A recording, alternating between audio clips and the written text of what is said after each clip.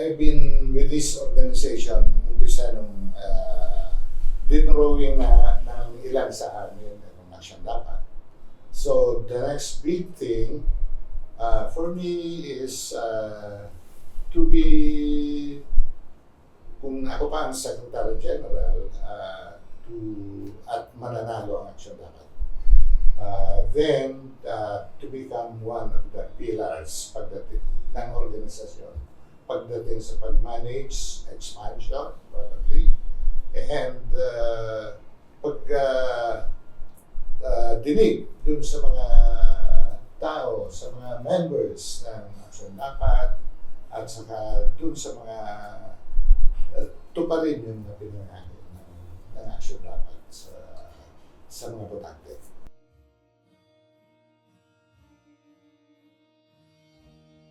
Well, I thought that I was, hindi naman, it's not will, actually, yung legacy building, but I thought that my practice is legacy making also sa mga anak ko, saka doon sa mga na-influensya ko sa pamamagitan ng management and leadership sa different organizations na kinabilangan ko, lalo na sa development sector.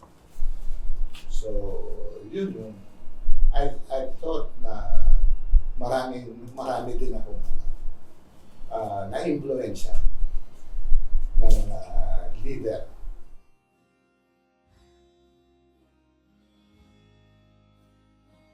In 5 years, I think I'm in the twilight of my existence.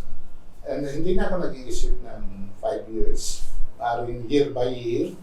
But of course, mas nakatali ako dun sa goals ng organization na kinabibilangan ko. So ang action dapat ay dapat maging isang matino na partido na yung kanyang mga programa ay nakapatupad. So, inaangkla ko yung sarili ko sa organisasyon na kinabibilangan.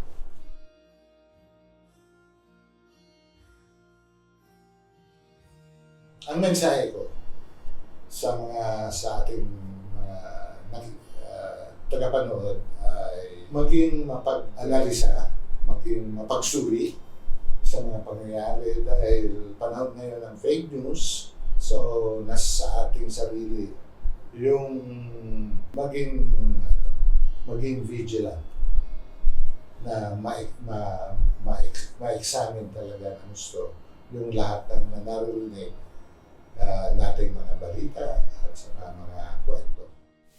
Ako si Obetador, nominee ng Action Dapat. Isa akong representante ng public health sector. Ang layunin ng Action Dapat ay komportableng buhay sa pamamagitan ng matinong gobyerno para sa pamilyang Pilipino. 26 pagdating sa balota. Action Dapat!